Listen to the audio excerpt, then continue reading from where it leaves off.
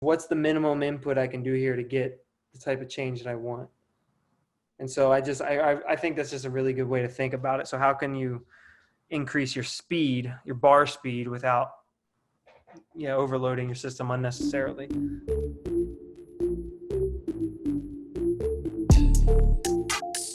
that's what the bands or chains can do. So you can do this for any lift, really, right? Yeah, you can find a way to do it for anything. I really, really like it as a teaching tool for an Olympic weightlifting move, a clean or a snatch. Interesting. Okay. If So you've never done banded cleans, it's crazy. Do a hang power clean. I wouldn't do anything other than that. You could do a squat clean too, but what happens is as you approach that top of the movement, if you don't create maximal force on that band, it's going to immediately just snap back downwards and you're not going to have time to get underneath of it. yeah. So if you get true triple extension, you get a solid, consistent pull throughout the whole thing. The band has time to, like, you're pulling the bar and the band gets weaker, but that gives you time to transition underneath of it to regain a position of strength. Right. Okay. Huh. And then the first time, oh, you haven't? No.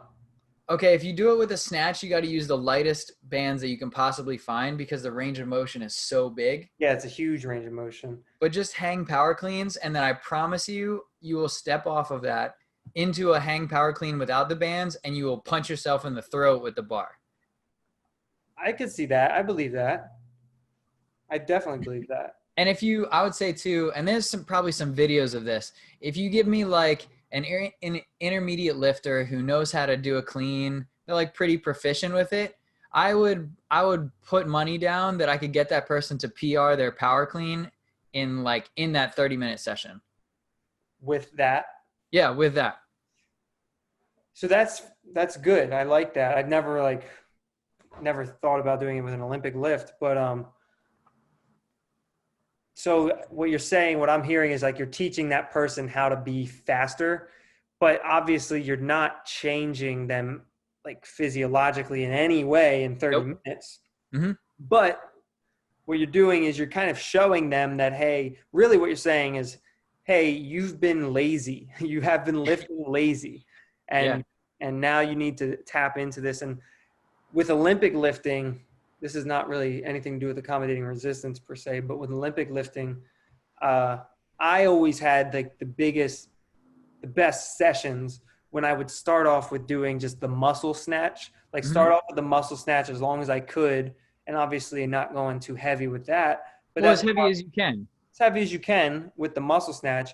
And then when I transition, I stay at whatever that weight is, stay at that weight and transition to power snatch and then keep building. Mm-hmm. Always had a better session doing that because I'm forcing myself to finish the pull literally and be as quick as I can. And I guess you're saying like bands kind of can teach you the same thing. Yeah. And it makes for a good warm up, what you just said. Oh yeah. That's how I'd love to warm up my. You don't even need to think about it. Yeah.